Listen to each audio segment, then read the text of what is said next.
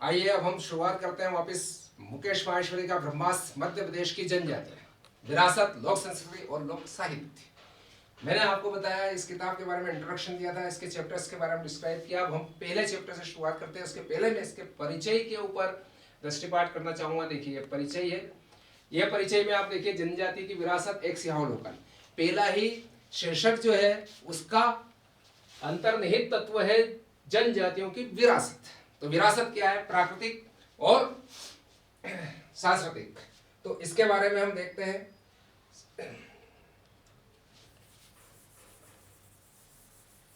Unit 10 पढ़ रहे हैं हम, और इस किताब में से ही मैं पढ़ा रहा हूं। ये किताब ही चल रही है साथ में। इसके कंटेंट पर गौर कीजिएगा, कितना महत्वपूर्ण कंटेंट इसमें आपके लिए मैंने बनाया है। तो विरासत, और ये विरासत किसकी है? जनजाति विरासत की बात हो रही है। जनजाति, जनजाति में ये ध्यान रखिए, जनजाति विरासत ये अनुसूचित जनजाति की विरासत नहीं है, इसमें समस्त जनजातियों की विरासत की बात हो रही है। और विरासत को मैंने भौगोलिक विरासत, भौगोलिक विरासत और सांस्कृतिक विरासत, याद रखिए। अगर पूछा जाता है कि इनकी सबसे महत्वपूर्ण विरासत कौन सी है, तो इनकी सबसे महत्वपूर्ण विरासत सांस्कृतिक विरासत है। भौगोलिक विरासत सिमटती जा रही है क्योंकि इनके भौगोलिक क्षेत्र में जो सरकारी परियोजना पहुंच रही है, जो जनसंख्या वृद्धि हो रही है, इस कारण से मैदानी इलाकों से जो जनसंख्या है वो धीरे धीरे भौगोलिक क्षेत्रों की तरफ प्रवर्जित हो रही है। इनका प्रवर्जन वहां से शहरों की तरफ हो रहा है, मैदानी इलाकों की तरफ हो रहा है, रोजगार के कारण हो रहा हो, इनके आवास सिमटते जा रहे हो, सरकारी योजनाओं के कारण, जैसे बांध आदि के कारण विस्थापन हो रहा हो। तो प्रव्रजन की जो समस्या है वो एक महत्वपूर्ण समस्या है। पर संस्कृति ग्रहण की जो एक स्थिति है इनकी, उस पर भी हम विचार करेंगे आगे। लेकिन यहाँ पर मैं आपको बतला रहा हूँ कि भौगोलिक विरासत में जो पर्वत बचे हुए हैं, जो नदियां आज भी स्वच्छ है और बह रही है, वो इन इलाकों में ही बह रही है। तो पर्वत, नदियां, वनोपज, वनौषधि, ये सब भौगोलिक विरासत है जो जनजातियों ने समेट रखी है, हमारी भावी पीढ़ी के लिए सहेज रखी है। सतत विकास की संकल्पना के आधार पर इन्होंने समेट रखी है। ये उतना ही लेते हैं, जामे कुटुंब समाए, मैं भी भूखा ना रहूं, साधु न भूखा जाए। अर्थात जो जिसको हम तथाकथित सभ्य समाज कहते हैं, उनकी आवश्यकताओं की पूर्ति भी यही करती है। वनौषधि को लेकर, वनोपज को लेकर, तेंदुपत्ता हो, महुआ हो, या फिर जो आज क्रांति आई हुई आयुर्वेद के नाम से, उनको जो औषधि के लिए अश्वगंधा चाहिए, ब्रह्मी चाहिए, बहुत सारी ऐसी वनौषधि, ये सब यहाँ से ये निकाल कर जो है ऐसी कंपनियों को सप्लाई करते हैं। लेकिन ऐसा नहीं कि गोंद चाहिए तो गोंद के पेड़ को ही काट दो।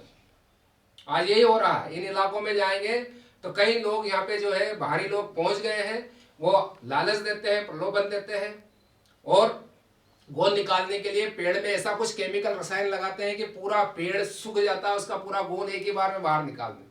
ये असतत विकास। लेकिन यहाँ इन आदिवासियों ने अपने सीमित संसाधनों को सहेज कर रखा है, सीमित आवश्यकताओं के आधार पर।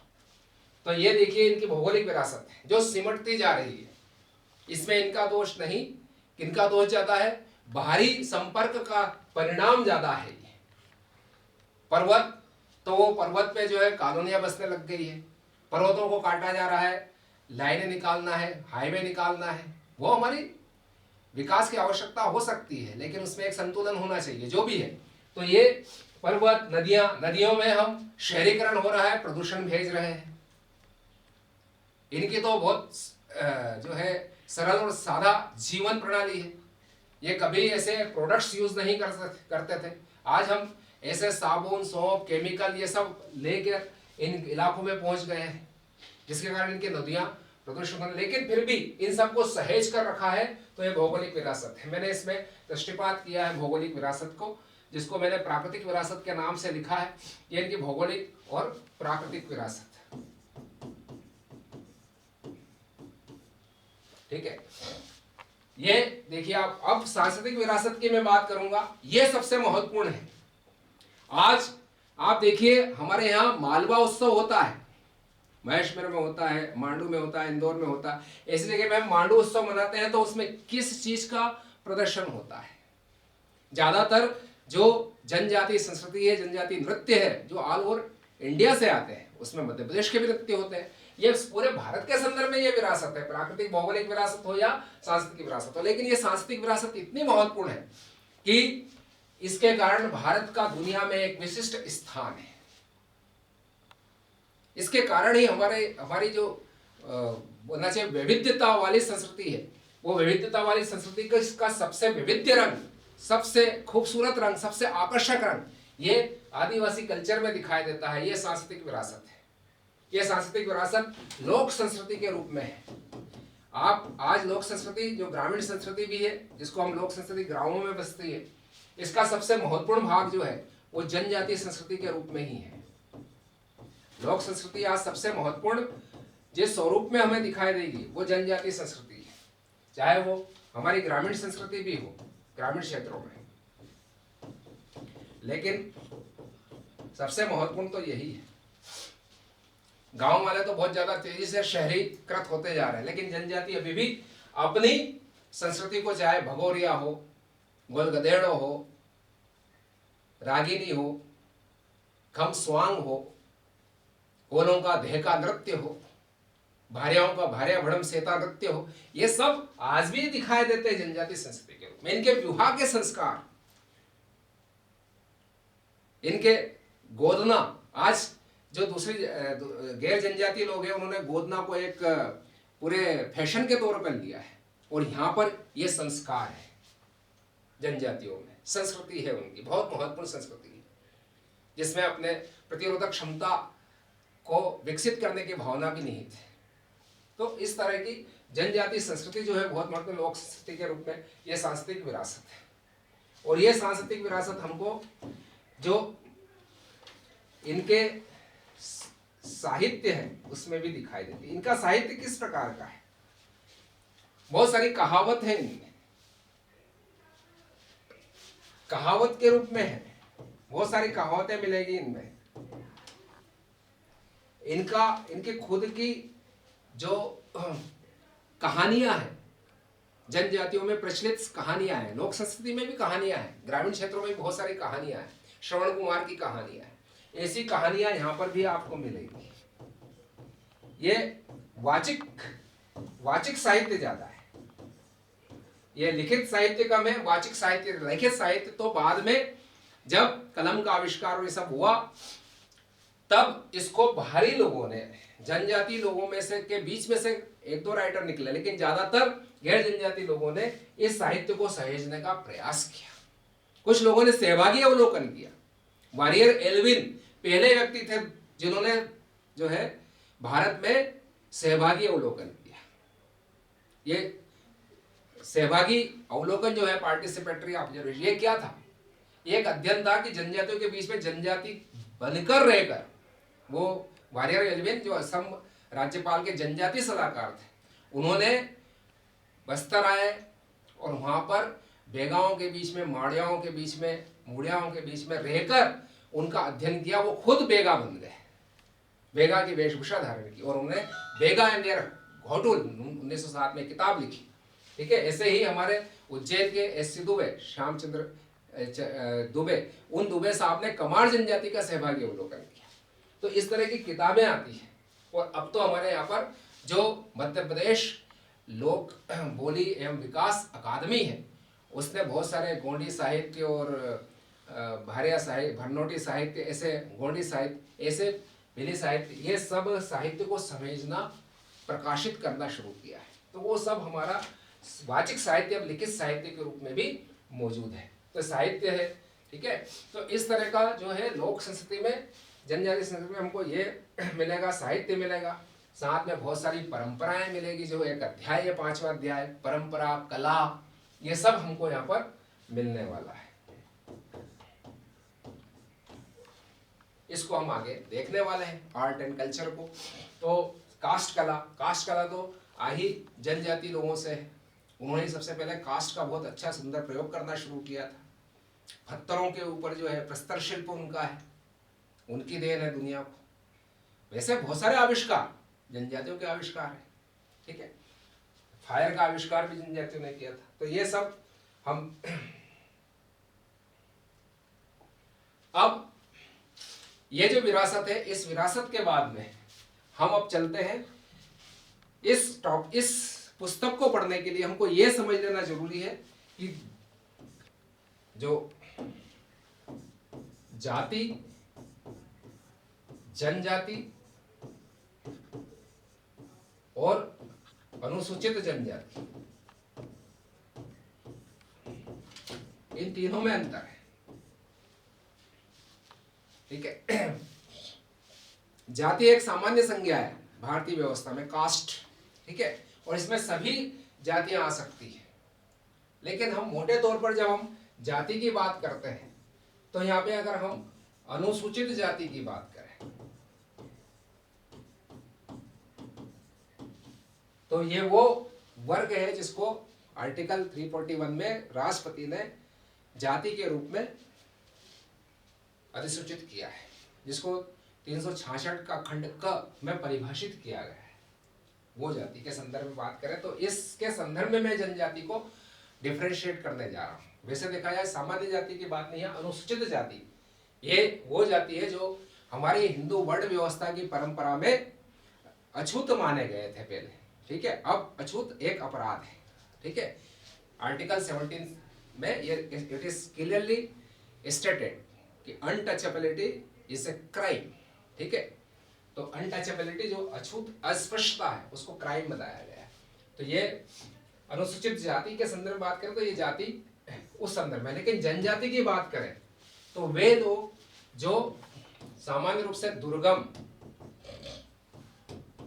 दूरस्थ, सामान्य मैदानी इलाकों से दूरस्थ वनी क्षेत्रों में निवास करते हैं और जिनकी एक विशिष्ट संस्कृति है।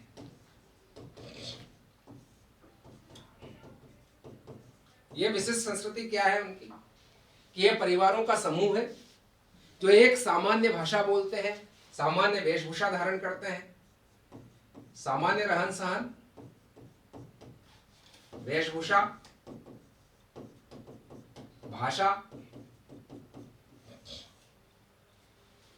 विवाह के अपने तरीके, ये जो है ये विशिष्ट संस्कृति प्लस दुर्गम यानी सामान्य रूप से जो गैर जनजाति लोग हैं उनसे अलग हटकर रहते हैं, वनी क्षेत्रों में ज्यादा रहते हैं, नदी किनारे ज्यादा रहते हैं, पर्वतमालाओं में ज्यादा रहते हैं, वे जनजाति हैं।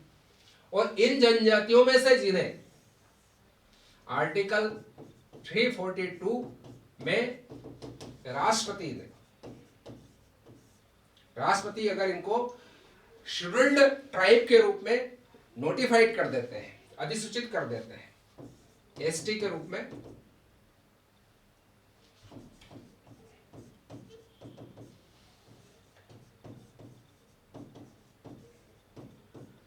राष्ट्रपति द्वारा एसटी के रूप में जो जनजातियां अधिसूचित हो जाती है, यानी आर्टिकल 342 जब अप्लाई हो जाएगा, यहां पे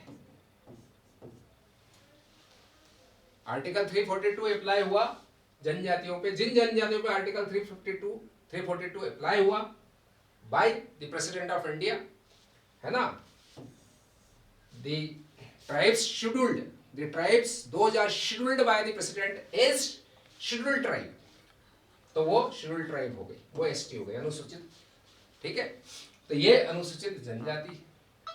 अब अनुसूचित जनजाति कैसे बनाई जाती है, कैसे अनुसूचित के रूप में नोटिफाइड की जाती है, तो हर राज्य जो है अपने राज्यपाल, जो राज्य का राज्यपाल होता है, तो कैबिनेट डिसीजन लेती है कि इस बार इन जनजातियों को हम अनुसूचित दर्जा देना चाहते हैं, तो वो राज्यपाल के माध्यम से राष्ट्रपति को परामर्श भेज देती है, ठीक है। राष्ट्रपति के परामर्श पर कौन फैसला लेता है, हमारा केंद्र सरकार, है ना, वो फैसला लेती है कि इनको हम अनुसूचित का दर्जा इस राज्य के लिए दे रहे हैं। जिन राज्यों में जिस जाति को अनुसूचित जनजाति का दर्जा दिया जाता वो उस राज्य में ही अनुसूचित जनजाति के रूप में दर्जा प्राप्त होकर उन लाभों को प्राप्त करने की अधिकारी बनती है। कोई जाति जैसे मीणा जाति है, मीणा जनजाति वो राजस्थान में शेड्यूल्ड ट्राइब है, मध्य प्रदेश में गुना और कुछ इलाकों में वो जो है अनुसूचित ट्राइब मानी जाती है, शेष जगह के मीणा नहीं माने जाते हैं। तो इस तरह से अगर किसी जनजाति को राष्ट्रपति ने किसी राज्य में उस राज्य के किसी क्षेत्र की में निवासरत जनजाति को उस क्षेत्र विशेष के लिए ही अधिसूचित किया है तो वहां पर वो जनजाति अनुसूचित जनजाति के रूप में लाभ प्राप्त करने की अधिकारी हो जाती है। ये एक सामान्य सा है। अर्थात अगर कोई जनजाति किसी राज्य विशेष की जनजाति है और उस राज्य के लिए ही अनुसूचित का दर्जा है तो उस राज्य में ही मान्य होगी, लेकिन साथ में केंद्र की सरकारी केंद्र की जितने भी सरकारी योजना है, सरकारी भर्ती है, उन सब में भी किसी भी राज्य किसी भी क्षेत्र के लिए ऐसी मान्यता प्राप्त जो अनुसूचित जनजातियां होती है वे केंद्र में भी उतना ही बराबर अन्य अनुसूचित जातियों के समान लाभ प्राप्त करने की अधिकारी होती है। केंद्र के लिए वो सभी एलिजिबल हो जाती है, लेकिन यहाँ पर किसी राज्य विशेष में उस राज्य की के लिए ही जो जनजाति का दर्जा प्राप्त है वो वहीं पर उसको प्राप्त कर सकती है। तो ये अनुसूचित जनजाति है, उससे प्राप्त होने वाले लाभ कि उनको सरकार अनुसूचित जनजातियों के लिए जो भी योजनाएं चलाती है, जो भी भर्ती करती है, उनके लिए वे पात्र हो जाती है। तो अब ये जो जनजाति है जो घोषित की जाती है अनुच्छेद 342 में, लेकिन इसकी परिभाषा जो है आप देखिए इसकी परिभाषा किसमें आती है। इसकी परिभाषा आती है आर्टिकल 366(25) में। 24 में एससी की परिभाषा दी गई है और 366(25) में अनुसूचित जनजाति शेड्यूल्ड ट्राइब को परिभाषित किया गया है। ठीक है, ये याद रखिए 342 जो है वो एसटी अधिसूचित की जाती है राष्ट्रपति के द्वारा। राष्ट्रपति द्वारा एसटी जो भी शामिल की जाएगी एसटी की लिस्ट में उनको शामिल किया जाता है, लेकिन 366(25) में इसको परिभाषित किया जाता है। परिभाषा में यह कहा गया है कि कोई भी जनजाति उसके अंतः समूह और समुदाय, यानी जनजाति है उसके अंतः समूह भी इसमें आएंगे, उसके समुदाय भी इसमें आएंगे, वो सब अगर अधिसूचित किए जाते हैं 342 के तहत तो वे सब जो जनजाति है उसके अंतः समूह है, उसके समुदाय है, वो सब अनुसूचित जनजाति कहलाएंगे। यह है 366 में ये सब इस तरह से परिभाषित किए जाते हैं। एक प्रजातिगत स्थिति, ठीक है, ये मैं बात कर रहा हूं MP tribes in India. Madhya Pradesh की जनजाति भारत में क्या है उनकी स्थिति रहेगी। तो प्रजातिगत स्थिति और दूसरी भौगोलिक स्थिति, प्रक्षेत्रीय स्थिति। जब मैं प्रजातिगत स्थिति की बात करूंगा तो यहाँ पे आपको बता दें भारत में जो है अल्पाइन भी है, मंगोलाइट्स भी है, प्रोटोस्ट्रोलाइट्स भी है, निग्रोटोस भी है, भूमध्य सागरी जो निग्रोटोस माने जाते हैं वो भी है, जो हमारे सिंधु घाटी सभ्यता से जो स्कल्स मिले हैं उनकी पहचान की है हमने जीवाश्मों की फोसिल्स की, उसके आधार पर ये सब जनजातियां नहीं, ये सब जो है भारत में पाई जाने वाली प्रजातियां रही है। यहाँ पर प्रजातिगत विश्लेषण में दो विश्लेषण बहुत महत्वपूर्ण माने जाते हैं। एक रिजले का है, ये भारत सरकार के भाषा के आधार पर वर्गीकरण करने वाले एक बहुत बड़े महान तो क्या बोलेंगे, बहुत बड़े विद्वान हुए। एक बीएस गुहा है,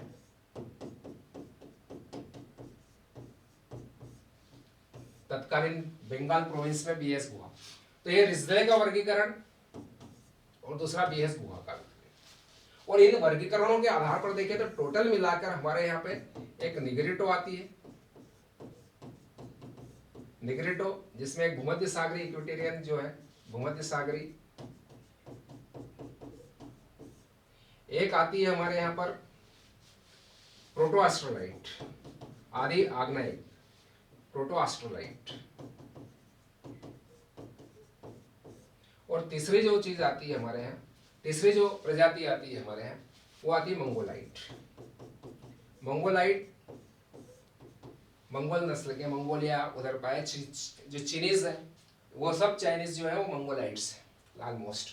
प्रोटोएस्ट्रोलाइट्स जो है हमारे जो मध्य भारत का क्षेत्र है, पूरा झारखंड से लेके चलता है तो पूरा राजस्थान की तरफ जाता है, ये सब जो है प्रोटोएस्ट्रोलाइट्स से जाता है, ठीक है। और निग्रिटो जो है वो साउथ की तरफ, ठीक है। अब साउथ यानी विंध्याचल का साउथ, वहां से जो भी चलता है वो निग्रिटो है। तो आप इसके आधार पे देख सकते हैं कि साउथ में जो भी सतपुड़ा पर्वतमाला में निवास करने वाली जातियां हैं ये सब, लेकिन इसमें याद रखना है कि कुछ ऐसा मिश्रण है हमारे यहाँ पे कि आप सोच भी नहीं सकते। यहाँ पर आप देखिए निग्रिटो में हम,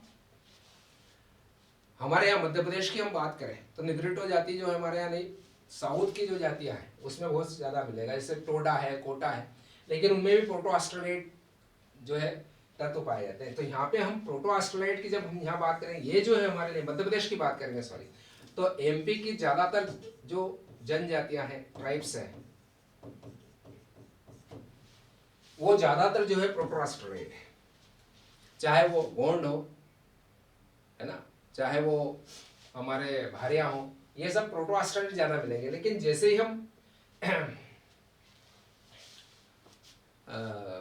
भीलों की बात करेंगे तो भीलों में, भीले भी प्रोटोएस्ट्रोलाइट्स माने जाते हैं, भील, गोंड, ये सब ज्यादातर प्रोटोएस्ट्रोलाइट्स माने जाते हैं, ठीक है।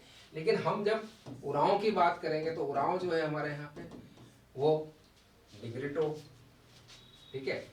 और निग्रिटो में क्या है, उप समूह है हमारा, मुंडा उप समूह है।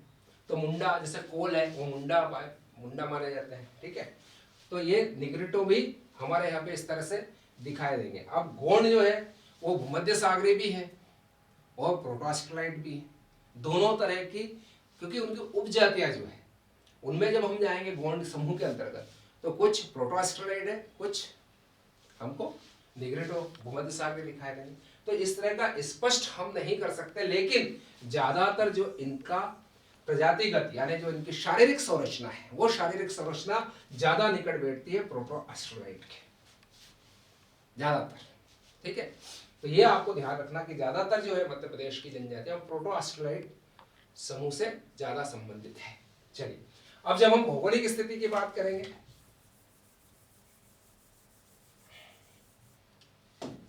तो भौगोलिक स्थिति में पूरे भारत की जो भौगोलिक स्थिति है, तो भारत को आप देखेंगे तो पूर्वी क्षेत्र है, उत्तर पूर्वी क्षेत्र है, दक्षिणी क्षेत्र है, मध्य क्षेत्र, पश्चिमी क्षेत्र। इसमें जो मध्य क्षेत्र है भारत का, जो मध्य जनजाति क्षेत्र है, भारत का मध्य जनजाति क्षेत्र, उसमें मध्य प्रदेश आता है। भारत का मध्य जनजाति क्षेत्र, इसमें हमारा जो है वो एमपी आता है। एमपी भारत के मध्य जनजाति क्षेत्र में आता है, ठीक है। लेकिन इसका जो पश्चिमी भाग है यानी जो मालवा का क्षेत्र है, ये भारत के पश्चिमी क्षेत्र के अंतर्गत आता है। ज्यादातर क्या हुआ है मध्य जनजाति क्षेत्र, लेकिन जो पश्चिमी क्षेत्र है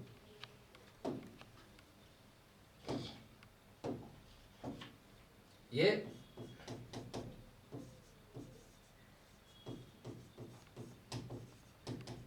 मध्य प्रदेश का पश्चिमी क्षेत्र मध्य भारत के भी पश्चिमी क्षेत्र में का पार्ट है। क्यों है? ये पश्चिमी क्षेत्र जो है भारत का, यह है सह्याद्री पर्वतमाला का भाग, सह्याद्री पर्वतमाला और उसका वेस्ट वाला पार्ट। तो सह्याद्री पर्वतमाला में भील, महादेव, है ना, कोल्ली, ये जनजातियां यहाँ पे निवास करती है। तो भील जो है इस पश्चिमी क्षेत्र का भाग है। तो हम इसमें क्या देखते हैं, भारत में मध्य प्रदेश को हम देखें भारत के अंतर्गत मध्य प्रदेश को, तो ज्यादातर जो है वो मैक्सिमम पार्ट जो है वो मध्य क्षेत्र का है, लेकिन एक छोटा सा जो पार्ट है वो पश्चिमी क्षेत्र का पार्ट है, और इसमें भील और उसकी उपजातियां आती है। बाकी जितने भी हमारे गोंड, कोरकू है ना, भारिया, उरांव, बेगा, कोल, ये सब जो है मध्य क्षेत्र में, सभी भील को छोड़कर, ठीक है। सहरिया को भी हम इसी में लेंगे, ठीक है। तो ये प्रजातिगत स्थिति है और भौगोलिक स्थिति है। अब हम चलते हैं मध्य प्रदेश में भौगोलिक वितरण।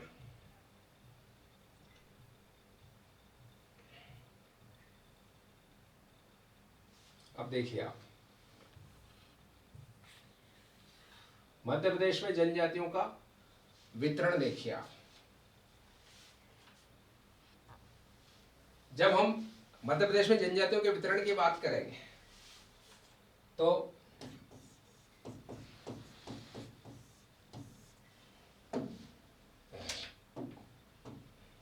वितरण जो है उसमें कुछ points to be noted. Number 1, असमान वितरण है।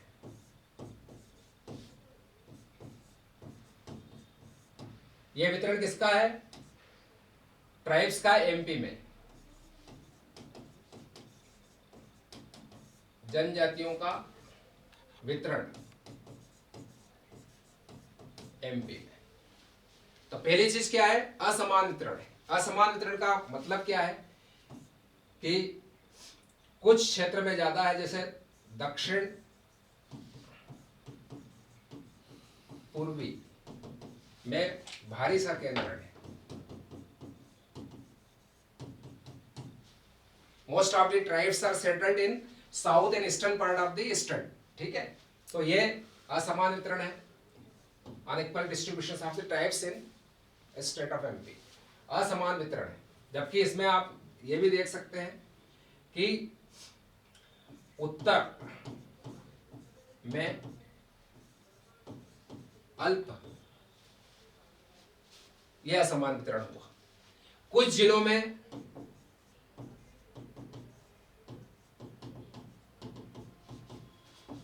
%50 से अधिक वहां की जनसंख्या का हिस्सा एसटी का है, लेकिन कुछ जिलों में नगण्य यानी 5% से भी कम, ऐसे भी जिले हैं, ठीक है। यह असमान वितरण है, ठीक है। जनजातियों के वितरण की बात कर रहे हैं हम कि किस आधार पर यह वितरण। अब ये देखिए, कुछ जनजातियां ऐसी है जो एक से अधिक जिलों में पाई है, कुछ ही एक आध जिले में भी बहुत सिमट गई है, ठीक है। कुछ एसटीज एमपी के ज्यादातर जिलों में यानी 3-4 जिलों में या उससे ज्यादा जिलों में, उदाहरण के लिए गोंड लगभग सभी जिलों में,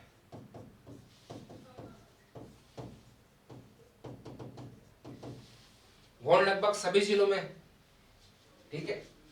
भील ऐसी जनजाति जो कई जिलों में है, पश्चिम के मालवा पठार की जाती है, मालवा निमाड़ की, है ना। तो मालवा निमाड़ के जितने भी जिले हैं वहां भील मिल जाएंगे आपको। कुछ में तो बहुत ज्यादा है, जैसे धार, अलीराजपुर, झाबुआ, ठीक है, खरगोन, बड़वानी,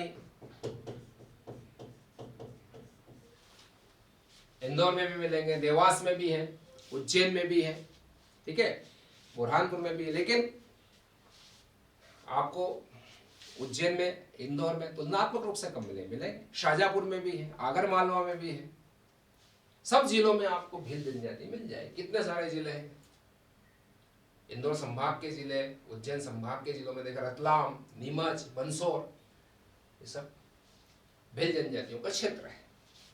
कहीं पे ज्यादा है, कहीं पे तुलनात्मक रूप से कम है, पर पर्याप्त संख्या है। तो ऐसे असमान वितरण की बात हो रही है। कोल को देखेंगे तो रीवा सतना के बेल्ट में मिलेंगे, है ना, रीवा पठार की जनजाति है कोल।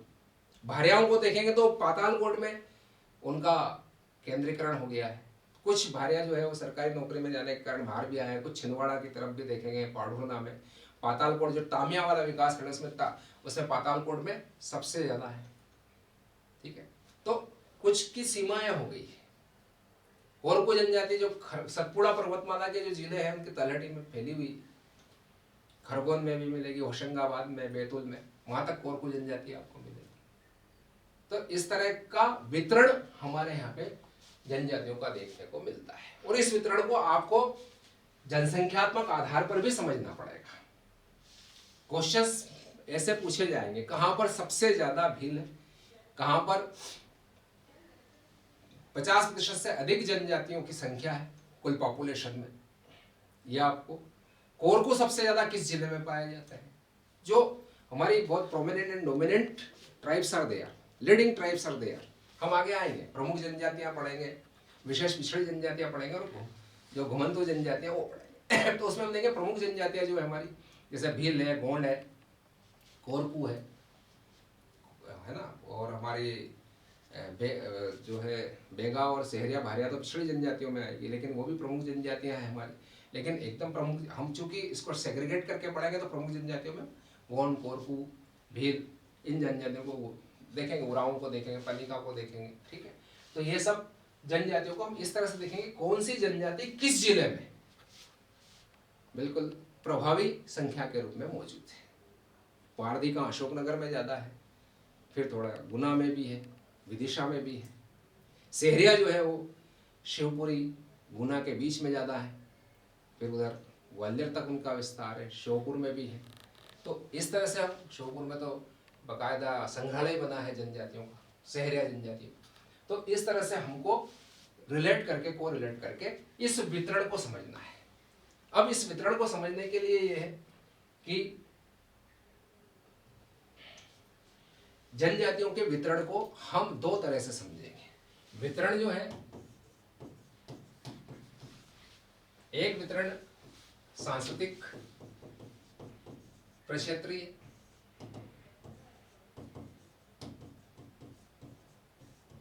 और एक वितरण भौगोलिक प्रक्षेत्रीय।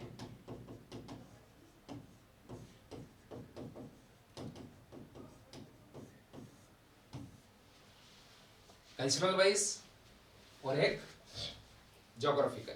ठीक है, अब आप देखिए, ये सांस्कृतिक प्रक्षेत्र जो है, पूरे भारत को भी हमने सांस्कृतिक प्रक्षेत्रों में देखा है, बांटा है।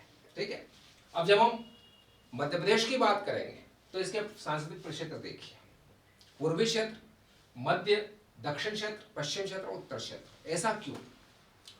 जब हम मध्य प्रदेश को देखेंगे तो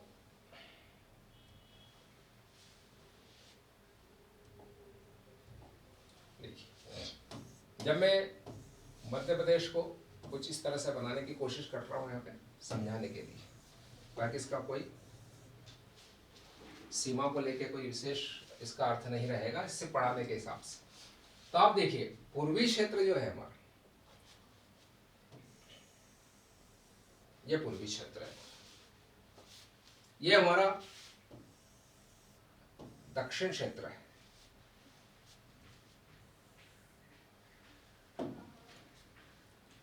ये हमारा पश्चिम क्षेत्र है, और ये हमारा उत्तरी क्षेत्र है। ठीक है, अब यहां पर जब मैं बात करूंगा तो ये दक्षिण क्षेत्र है, इसको थोड़ा सा मैं एक्सटेंड करूंगा मध्य क्षेत्र की तरफ। तो ये जो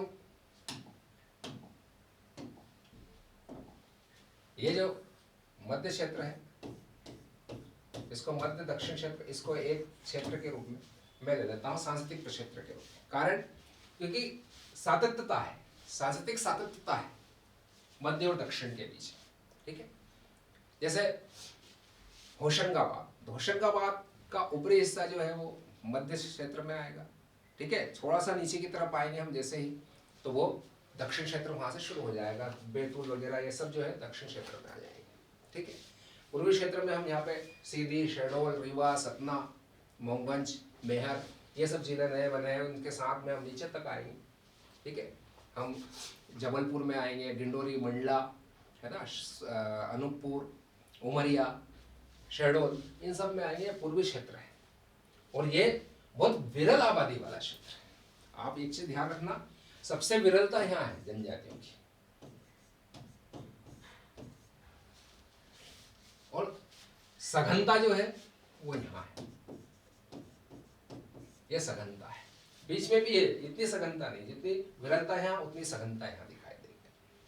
ठीक है, अब ये जनजातियों की सघनता भी, जनजातियों की संख्या भी बहुत ज्यादा है। जनजातियों की जब आप संख्या की बात करेंगे तो संख्यात्मक रूप से आप देखेंगे तो वितरण में संभागवार देखेंगे तो जबलपुर संभाग में टोटल मिला के सबसे ज्यादा दिखाई देगी आपको। दूसरे नंबर पर इंदौर संभाग दिखाई देगा, इंदौर संभाग के ज्यादातर जिले पश्चिम। तो ये, लेकिन जब उनका डिस्ट्रीब्यूशन देखेंगे पर स्क्वायर किलोमीटर तो आपको इधर ज्यादा दिखाई देगा। इधर जिलों का क्षेत्रफल भी ज्यादा तुलनात्मक उससे, इधर इंदौर वगैरह इन सबसे धार वगैरह, और साथ में जनसंख्या तो है लेकिन उतनी नहीं जितनी सघनता यहाँ दिखाई देगी। तो ये सघनता और विरलता के आधार पर आप देखिए, जनसंख्या, एसटी की विरलता सबसे ज्यादा है। सामान्य रूप से अन्य भी देखा जाए गैर जनजातियों तो भी यहाँ पे विरलता ज्यादा दिखाई देगी, यहाँ सघनता ज्यादा दिखाई देगी। ठीक, तो आप देखिए ये जो एसटी की ये जो सांस्कृतिक प्रक्षेत्र है, ये सांस्कृतिक प्रक्षेत्र को आप देखिए कि यहाँ पर जो पूर्वी क्षेत्र है, यहाँ पर सांस्कृतिक एक भिन्न संस्कृति की जनजातियां हैं, विशेषकर गोंड के प्रभाव वाला क्षेत्र है ये। तो गोंड संस्कृति जो है यहाँ पर डोमिनेंट है।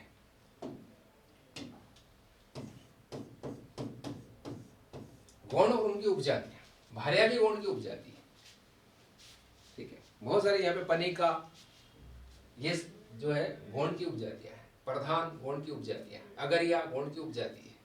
गोंड बहुत बड़ा जनजाति समूह, एक समूह के सबसे ज्यादा उपजाति वाली जनजाति कौन सी है, सबसे ज्यादा, तो सर्वाधिक,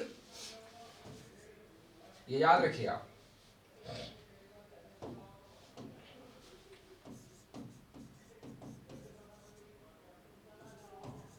सर्वाधिक उपजाति वाली जनजाति ये गोंड है।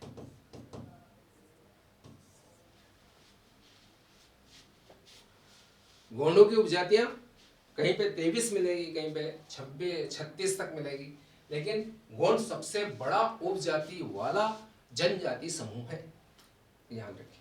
तो ये सांस्कृतिक रूप से देखा जाए तो ये सबसे आकर्षक, सबसे ज्यादा सांस्कृतिक विविधता, सबसे ज्यादा सांस्कृतिक प्रभाव वो वाला क्षेत्र जो है वो ये है, सांस्कृतिक क्षेत्र।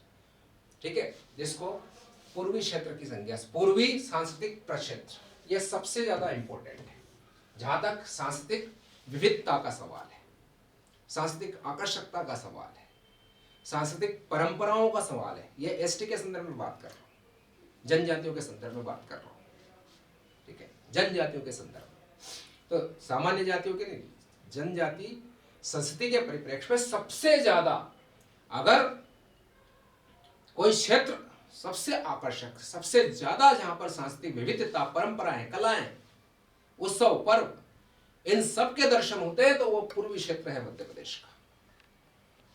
नोट करते जाइए। और ऐसा ही एक आकर्षक क्षेत्र पश्चिम में, वैसे तो पूरा जनजाति जो है वो पूरा बहुत आकर्षक है, उनकी संस्कृति सम्मोहक है, सुदर्शनी है, मनमोहक है, बहुत सारी विविधता है, अलग अलग परंपराएं हैं, कलाएं हैं, लेकिन सबसे ज्यादा वहां पे है। अब हम इस सांस्कृतिक परिक्षेत्र की बात कर चुके कि यहाँ पे क्या खासियत है, मैंने आपको बताया है, इनको नोट कीजिए जो मैंने पॉइंट बताया, यही कंसेप्चुअल स्टडी है। इससे आपको कोई भी क्वेश्चन किसी भी तरह से घुमा फिरा के भी पूछा जाएगा तो you will be able to attempt properly, correctly. Okay, तो ये हमने पूर्वी क्षेत्र का प्रक्षेत्र। अब मध्य दक्षिण प्रक्षेत्र, ये क्षेत्र देखिए आप, ये यहाँ पे सागर है, दमोह है, ठीक है, विदिशा है, होशंगाबाद है, बैतूल है। ठीक है, ये पूरा प्रक्षेत्र, छिंदवाड़ा है। अब ये देखिए आप, इस प्रक्षेत्र की जब हम बात करेंगे तो ये मध्य दक्षिण प्रक्षेत्र की जो जनजातियां हैं ये कृषि भी करती है। यहाँ पे उद्योग धंधे भी यहाँ से शुरू हो जाते हैं, जो धीरे धीरे इधर बढ़ते हैं। इधर उद्योग धंधे कम है, इधर उद्योग धंधे बढ़ना शुरू हो जाते हैं पश्चिम की तरफ। तो यहाँ पे मजदूरी भी है, कृषि मजदूरी भी है और कृषि भी है और साथ में औद्योगिक मजदूरी भी है। औद्योगिक मजदूरी की है। यहाँ पे कोल जनजाति जो है वो बहुत महत्वपूर्ण है, लेकिन यहाँ पर ज़्यादातर जनजातियों में औद्योगिक मजदूर भी पाए जाते हैं, लेकिन कृषि भी करते हैं वो पर्याप्त रूप से। ठीक है, कृषि मजदूरी भी करते हैं, अलग अलग किस्म की कृषियाँ करते हैं। ठीक है, ये सब चीज़ें। अब यहाँ पर जो है विशिष्ट तरह के नृत्य नाट्य, जैसे कोरकू, कोरकू का खम स्वांग बहुत महत्वपूर्ण है। कोरकुओं का खम स्वांग सबसे महत्वपूर्ण जनजातियों का जो एक नाटक हमको दिखाई देगा वो खम स्वांग। जैसे हम ग्रामीण लोक संस्कृति की बात करें, मध्य प्रदेश लोक संस्कृति, उसका सबसे खूबसूरत नाट्य जो है वो हमको कहाँ मिला है? गम्मत, जो बुंदेलखंड में है। स्वांग, जिसका एक नाम स्वांग है, गम्मत स्वांग, तो ये वहाँ पर दिखाई देता है, जिसके बीच में राय नृत्य भी होता है कभी कभी। तो वो एक अलग चीज़ है। लेकिन यहाँ जनजातियों के में बात करें तो यहाँ पे जैसे एक लोकनाट्य यहाँ पे हमको सहरियाओं का दिखेगा। उत्तरी क्षेत्र में सहरिया दिखेगी हमको जाती है, जिसका रागिनी लोकनाट्य है ना। उनका लोंगी लोक नृत्य भी है, दुलदुल घोड़ी भी है, जो राजस्थान का प्रभाव ज़्यादा है। घोड़ी का मुखौटा बांधकर जो है नृत्य किया जाता है, जुलूस शेप में आगे बढ़ता है। तो वो सब चीज़ हम पढ़ेंगे जब जनजातियाँ पढ़ेंगे। तो ये सब चीज़ इधर की तरफ हम, तो ये आपको इस तरह से जानना है। पॉइंट मस्ट बी नोटेड कि सबसे ज़्यादा कहाँ है, उसको आपको याद रखना है। क्यों है, मैंने आपको बताया है। उसकी बहुत सारी उपजातियाँ, सबके अपने अपने थोड़े थोड़े से रेफरेंसेस हैं, तो बहुत सारी विविधता भी आ जाती है। जब हम इधर आते हैं तो यहाँ पर हमको मिलता है भिल संसार। भिल की पूरी दुनिया यहाँ पे बसी हुई है। भिल और उनकी उपजातियाँ, जैसे भिलाला, रथियास, बरेला, पटेलिया, ये सब जनजातियाँ हैं। ठीक है, और ये जो जनजातियाँ हैं, भिल और उनकी उपजातियाँ, इन सब का जो है वो रहना सहना खान पान, ये सब विशिष्ट किस्म का है। प्रभाव राजस्थान की तरफ से ज़्यादा दिखाई देता है। सहरियाओं में भी राजस्थानी इफेक्ट आ रहा है इधर से। ठीक है, और यहाँ पे गुजरात राजस्थान दोनों का प्रभाव आ रहा है भिलों के ऊपर। थोड़ा सा महाराष्ट्र का कल्चर निमाड़ की तरफ से आ रहा है, बोली में, पहनावे में। तो ये बहुत मिश्रित कल्चर इनका दिखाई देता है, विशिष्ट कल्चर बन गया भीलों का। ठीक है, तो आप ये भीलों का देखेंगे, यहाँ पे भगोरिया है, गोल गधेड़ो है ना, इस तरह के इनके नृत्य हैं अलग अलग किस्म। ठीक है, तो वो जो सांस्कृतिक प्रक्षेत्र है उसको आपको पूर्व, मध्य और पश्चिम, ये तीन महत्वपूर्ण, एक चूंकि यहाँ अल्प जनजाति लेकिन सहरिया है,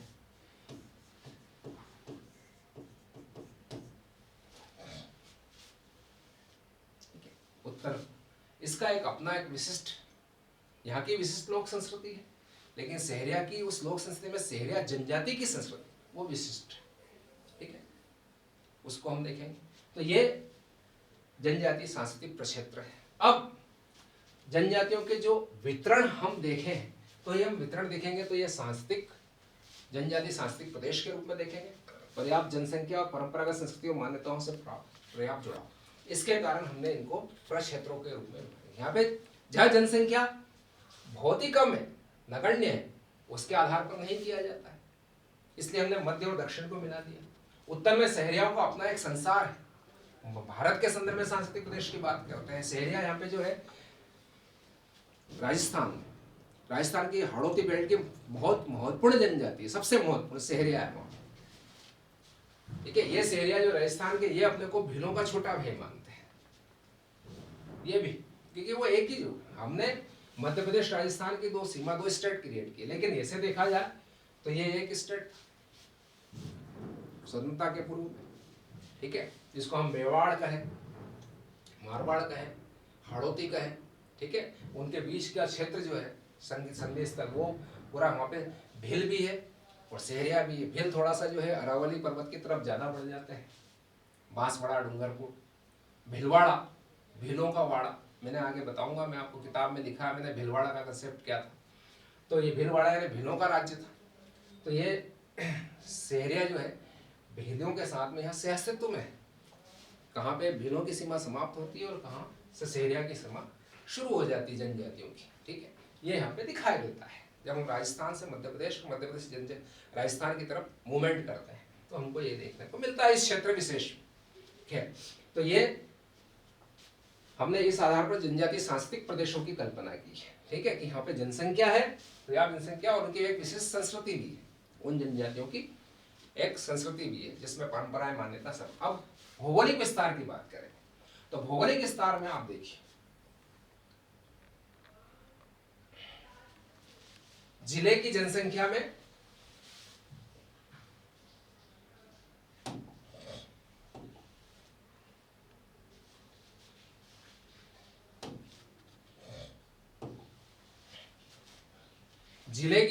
में प्रतिशत हम देखेंगे। भौगोलिक विस्तार और वितरण के लिए हम जिले की जनसंख्या में जनजाति का अनुपात क्या है, प्रमुख जनजातियों का क्षेत्रीय वितरण क्या है और जनजाति संयोजन क्या है, ठीक है।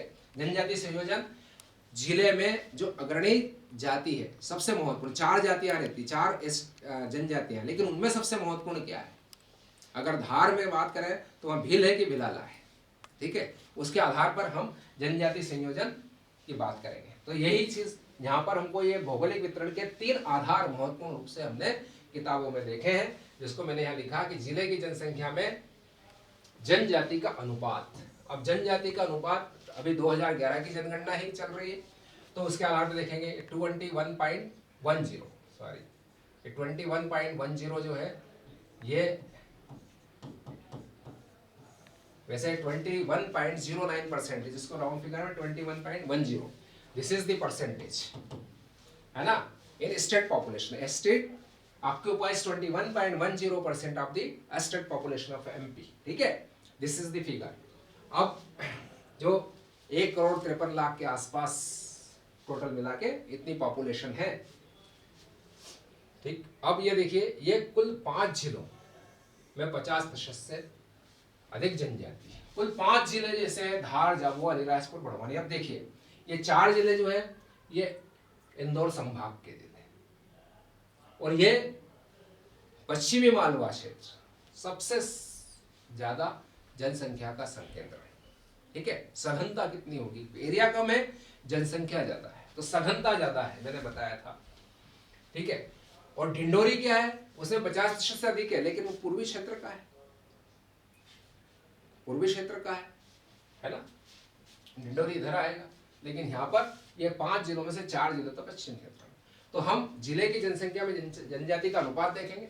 दूसरा हम देखेंगे प्रमुख जनजातियों का क्षेत्रीय वितरण। प्रमुख जनजातियां जैसे भील है, गोंड है, कोल है, कोरकू है,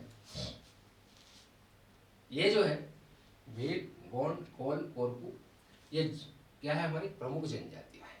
इनका वितरण देखेंगे, इनकी जनसंख्या के आधार पर। ये हमारे यहाँ पे लीडिंग है population wise, these are the leading tribes of state, leading tribes in terms of population. इनकी पॉपुलेशन बहुत ज्यादा है। मध्य प्रदेश में इनका जो एसटी की जनसंख्या है, ठीक है, 21.10%, उसमें भी सबसे ज्यादा कंट्रीब्यूट कौन कर रही है पॉपुलेशन वाइज, तो ये जातियां कर रही है। भिल भारत की भी सबसे बड़ी जनजाति है और मध्य प्रदेश की भी, ठीक है। अगर गोंड को उनकी उपजातियों के संदर्भ में सबको जोड़ लिया जाए तो गोंड सबसे बड़ी हो जाएगी समूह के साथ, लेकिन एक इंडिविजुअल जनजाति, ठीक है, इंडिविजुअल जनजाति और उसकी उपजातियां, समूह नहीं, ठीक है, ये ध्यान रखिए। तो ये जनजातियों का क्षेत्रीय वितरण हम इस आधार पर देखें, किस जिले में कौन सी जनजाति जाता है, किस क्षेत्र में कौन सी जनजाति जाता है। फिर जनजाति संयोजन देखेंगे कि जिलेवार, एक जिले में अगर 2 या 2 से अधिक जनजातियां हैं तो उसमें सबसे प्रमुख जनजाति कौन सी है, इसको देखेंगे, ठीक है। तो ये भौगोलिक वितरण है। अब जनजातियों का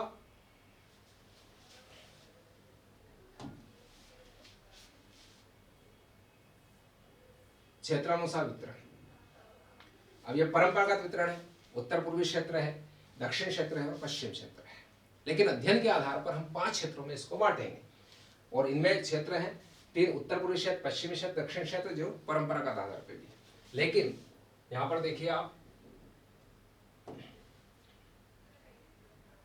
पहला, दूसरा, तीसरा, चौथा क्षेत्र में इसको कहूंगा, 5वां क्षेत्र अल्प जनजाति क्षेत्र, इसमें उत्तर जनजाति क्षेत्र, ठीक है। अल्प जनजाति जो मैंने आपको बताया सहरिया है वहाँ पे, बाकी कोई जनजाति हमको ज़्यादा दिखाई नहीं, होंगे तो सभी गोंड भी होंगे थोड़े वहाँ, ठीक है, भील भी होंगे वहाँ पे ग्वालियर में, लेकिन बहुत न निग्लिजिबल, ठीक है। इसलिए हम जो प्रमुख जनजाति उसके आधार पर हम श्योपुर या शिवपुरी या गुना उस जिले की बात करेंगे वितरण के आधार पर, ठीक है। तो यही हमको यहाँ देखना है। इसको हम इस यहाँ पर इस टॉपिक में हमारे लिए अब इम्पोर्टेंट यही है कि हम इन जनजातियों का वितरण देखें, भौगोलिक आधार पर भी और जनसंख्या आधार पर, ठीक है। ये मैं आपको नेक्स्ट वीडियो के साथ में बताने जाऊँगा। जय हिंद, जय भारत।